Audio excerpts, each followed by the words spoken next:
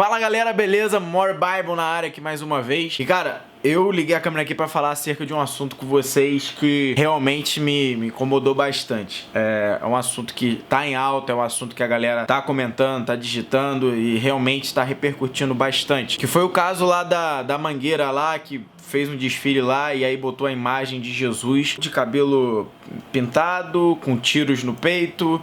E tudo fazendo aquela simbologia como se fosse um Jesus da periferia, como se fosse um Jesus da favela, né? E foi essa a ideia que eles quiseram passar através daquela imagem de Jesus. Jesus com bala, de furos de bala, cabelo pintado, tatuagem aqui no pescoço da cruz, simbolizando realmente alguém da comunidade, alguém da favela. E assim, cara, eu quero falar que aquele Jesus que eles quiseram passar lá na imagem é um Jesus até bonitinho, não vou mentir. É um Jesus até que emociona quando você olha. É um Jesus que você olha assim, você até se emociona olhando a ideia que eles quiseram passar de Jesus. E isso eu tô falando pessoas que se emocionam, pessoas que não estudaram a Bíblia, que não entenderam realmente o real significado de Jesus e a sua real missão, que foi vir aqui na Terra e o que ele quis fazer. E assim, então o Jesus que eles quiseram passar, a imagem do Jesus que eles quiseram passar lá, é até bonitinho, é até uma gracinha, mas não traz ninguém ao arrependimento, mas não traz, não prega sobre o pecado. E se não faz isso, e se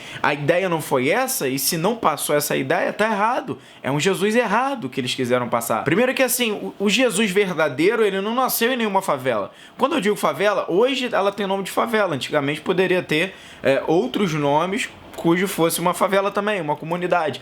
Mas Jesus, ele não veio de uma favela. Até porque a favela, ela é algo criado pelo sistema. A favela é algo do sistema. E assim, meu Jesus, ele não veio do sistema, ele não tem nada com o sistema.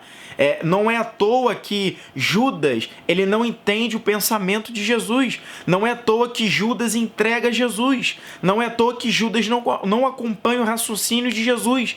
E essas pessoas estão igual Judas. E eu vou te provar na Bíblia, pera.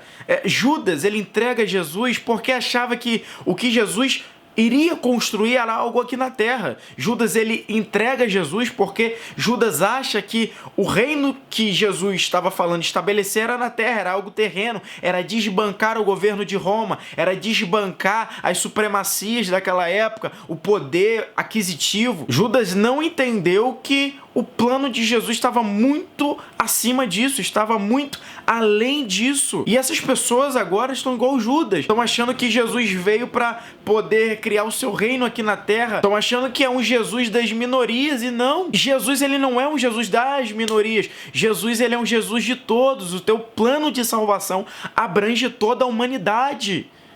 As pessoas estão com a mente, sabe, igual de Judas, achando que o reino de Deus que Jesus veio para poder estabelecer era aqui na terra, e não era. Os pensamentos de Jesus e o plano de salvação dele englobaria muito mais além do que a cabeça de Judas estava pensando, sabe? E assim, todas as falas que Jesus falava era de uma fala mais simples e de uma fala mais campestre.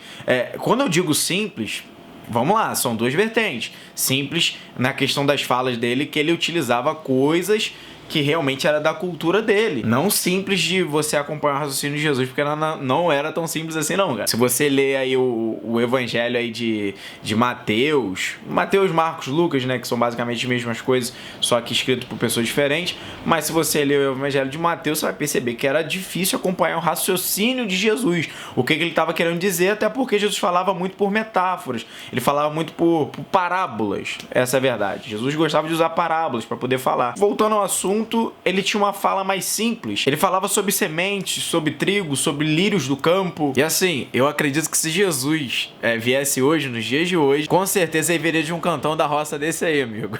E assim, a sua obra, ela não se resume em um apelo social. Como eu falei, Jesus, ele veio com um plano de salvação, com um plano de redenção da humanidade, para reconectar a humanidade a ter novamente um acesso com Deus, para que hoje possamos ter um acesso com Deus mediante a nossa oração. Então o papel de Jesus, ele foi muito além do que Judas estava pensando, por exemplo, e do que as pessoas estão pensando hoje em dia. As pessoas estão achando que é algo cultural, que é algo nossa. Não! É um plano de salvação. Você não entende que a humanidade estava caminhando para a perdição. E aí Jesus ele veio com seu plano de salvação para que hoje possamos ter acesso ao Pai, para que hoje a ponte fosse ligada novamente e houvesse o arrependimento, sabe? Tivesse a chance do arrependimento. E é por isso que hoje vivemos o tempo da graça, graças a Jesus.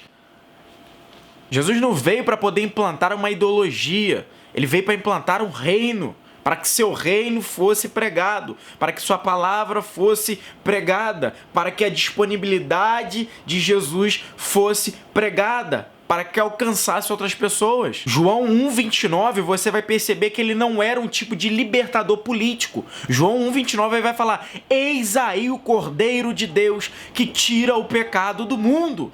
Ou seja, ele veio para tirar o pecado do mundo, para arrancar o pecado do mundo, sabe? Tirar o nosso pecado, cara. Arrancar. Outra coisa, ele não foi crucificado pela minoria, para defender a minoria. Muito pelo contrário, ele foi crucificado e foi entregue, ele se entregou a fim de que todos, T-O-D-O-S, todos fossem alcançados pela sua graça, todos fossem alcançados pelo seu amor.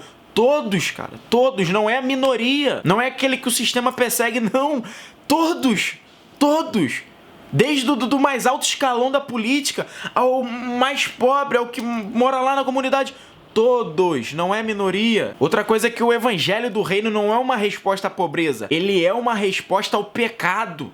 É para arrancar o pecado do mundo. Outra coisa que Jesus mesmo disse, que ele veio para redimir quem nele crê, quem crê em Deus. Ele veio para poder nos redimir e nos justificar perante o Pai. E nos redimindo e nos justificando, ele promoveria sim a reconciliação com Deus. E é por isso que hoje temos acesso ao Pai, por causa de Jesus. A sua mensagem, ela não é uma mensagem política. A sua mensagem não é uma mensagem de justiça social. Ela não é uma mensagem sobre a economia. Ela não é sobre direito de gênero.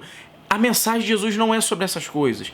A mensagem de Jesus é sobre o arrependimento, trazer o arrependimento no coração da humanidade, para que a humanidade se arrependa dos pecados, para que a humanidade reconheça que Jesus é amor e está de braços abertos, pronto para nos abraçar, assim nos perdoando dos nossos pecados. Ou seja, o evangelho de Jesus é aquele evangelho que nos aproxima dele, mas é aquele evangelho também que nós olhamos para ele, identificamos o nosso pecado, identificamos que nós não somos merecedores, e abandonamos essas coisas para assim conseguirmos ficar junto ao Pai. Ou seja, a mensagem de Jesus é que todos somos pecadores, mas ele veio a fim de nos chamar para um arrependimento. Então não, ele não é só aquele Jesus da Mangueira que veio falar sobre os pobres, falar sobre a vida na favela, falar sobre o que se passa lá. Ele não é aquele Jesus da Mangueira que só veio pregar, só veio falar de comida aos pobres, mas não prega sobre o arrependimento. Esse não é o Jesus. Jesus veio pregar sobre mudança de mente, mudança de vida, mudança, trazer o homem ao arrependimento. É isso que Jesus veio fazer. Então, mais uma vez, Jesus da Avenida é muito bonitinho, até emociona, mas não traz ninguém ao arrependimento. E a maior missão de Jesus foi realmente trazer o povo ao arrependimento e ter uma reconciliação novamente ao Pai, ter um acesso ao Pai, para que hoje possamos viver um tempo da graça, para que hoje possamos ter um acesso ao Pai e, através desse acesso ao Pai, através dessa oração que nós fazemos ao Pai, ter essa conexão com o Pai, para que esse acesso chegasse até nós e nós chegarmos até Deus e, através desse acesso, sermos perdoados, sermos reconciliados com Deus através de Jesus. Porque quando olhamos para Jesus e olhamos para o que Ele fez, olhamos para a sua missão, do que ele nos proporcionou hoje, isso nos constrange, isso tem que nos constranger. E quando me constrange, eu largo, quando me constrange, eu deixo. E o pecado me constrange toda vez que eu olho para Jesus. Então eu tenho que deixar o pecado, a fim de ter uma nova reconciliação com Deus, a fim de ser alcançado pela graça de Deus, a fim de ter uma intimidade com Deus. Esse foi o papel de Jesus.